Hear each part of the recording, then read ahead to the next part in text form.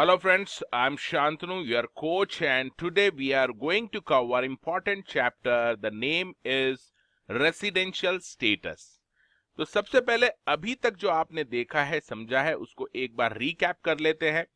If there is any person, if he earns any income, let's say he earns 10 lakh rupees in the previous year, so he will have to pay the tax on this income of 10 lakh rupees in the assessment year. Now the question is that whether he will have to pay the tax on full 10 lakh rupees of income or part of this income के ऊपर ही tax देना पड़ेगा. So the answer of this question depends on the residential status of this person. यानी इसका residential status जो रहेगा इस person का previous year में, ये डिसाइड करेगा कि इसको अपनी पूरी इनकम के ऊपर टैक्स देना है असेसमेंट ईयर में या कुछ इनकम के ऊपर ही टैक्स देना है. नाउ रेसिडेंशियल स्टेटस इसीलिए काफी इंपॉर्टेंट है. First you have to decide the residential status of the person before finding out his tax liability. तो रेसिडेंशियल स्टेटस अभी हम देखने वाले हैं कि इसको कैसे निकालना है. रेसिडेंशियल स्टेटस मेनली दो तरह के होते हैं. एक होता है रेसिडेंट एंड दूसरा होता है नॉन रेसिडेंट. इसका मतलब कोई भी पर्सन है, कोई भी टैक्सेबल एंटिटी है, उसके दो तरीके के रेसिडेंशियल स्टेटस हो सकते हैं, रेसिडेंट या फिर नॉन रेसिडेंट. और अगर वो टैक्सेबल एंटिटी इंडिविजुअल है यानी ह्यूमन बीइंग है इंडिविजुअल या फिर एचयूएफ है, तो ऐसे केस में इसके दो और रेसिडेंशियल स्टेटस हो सकते हैं. यानी रेसिडेंट को हमने दो और पार्ट में डिवाइड किया है इन केस ऑफ इंडिविजुअल और HUF. That is ordinary resident या फिर not ordinary resident. For better understanding of this residential status system, we have divided all the taxable entity into two parts. एक है individual और HUF का residential status और दूसरा है ऑल अदर टैक्सेबल एंटिटीज का रेसिडेंशियल स्टेटस. तो जब बात करते हैं इंडिविजुअल और एचयूएफ की, so there are three types of residential status in case of individual and HUF. और ये रेसिडेंशियल स्टेटस जो हो सकते हैं इंडिविजुअल और एचयूएफ के, वो है रेसिडेंट, नॉन रेसिडेंट एंड एक और जो है नॉट ऑर्डिनरी रेसिडेंट. यानी इंडिविजुअल और एचयूएफ के केस में तीन तरह के रेसिडेंशियल स्टेटस हो सकते हैं.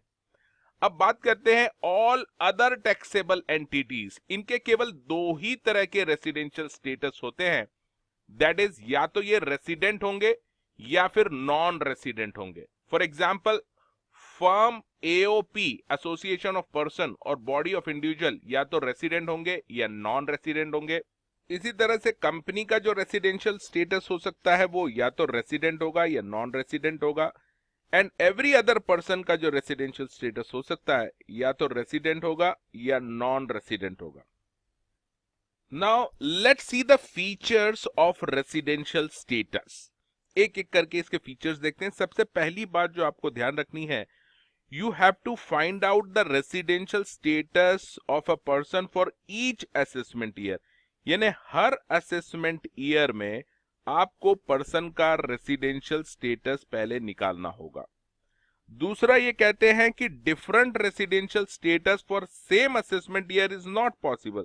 यानी कोई एक असेसमेंट ईयर में किसी पर्सन का एक ही तरह का रेसिडेंशियल स्टेटस हो सकता है, या तो वो रेसिडेंट होगा या नॉन रेसिडेंट होगा.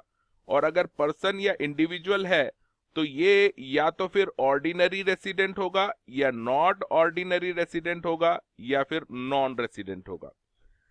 दूसरा ये कहते हैं कि different residential status for different assessment year are possible. तो इसका मतलब एक असेसमेंट ईयर में किसी का मान लो रेसिडेंशियल स्टेटस ऑर्डिनरी रेसिडेंट आ रहा है, तो दूसरे असेसमेंट ईयर में इसी पर्सन का रेसिडेंशियल स्टेटस नॉन रेसिडेंट भी हो सकता है. ये डिपेंड करता है कि उसका जो फिजिकल स्टे था इंडिया में वो कितने दिन का था प्रीवियस ईयर में. वो हम आगे देखने वाले हैं डिटेल में. तीसरा ये कहते हैं कि residential status in India and abroad at the same time is possible. तो रेसिडेंशियल स्टेटस अगर किसी पर्सन का किसी असेसमेंट ईयर में रेसिडेंट है तो वो आउट ऑफ इंडिया किसी कंट्री में भी रेसिडेंट स्टेटस उसका हो सकता है। उसके लिए हमको उस कंट्री के टैक्स लॉ रिफर करने पड़ेंगे। फिर ये कहते हैं कि two domiciles at a same time is not possible. तो डोमिसाइल का मतलब होता है परमानेंट, उसका रेसिडेंस कहाँ है, परमानेंट निवास उसका कहाँ है, वो कहाँ रहता है परमानेंटली। तो परमानेंटली तो वो किसी एक ही जगह पर रह सकता है, या तो इंडिया या बाहर। तो दो domicile at a time is not possible. अब किसी पर्सन का रेसिडेंशियल स्टेटस किसी असेसमेंट ईयर में क्या है, ये जो प्रूफ करना है, ये प्रूफ जो ओनर्स ऑफ प्रूफ है ये एसएससी पे रहेगा। उसी को प्रूफ करना पड़ेगा कि मैं इस असेसमेंट ईयर में नॉन रेसिडेंट हूं, तो उसको वो प्रूफ करना पड़ेगा।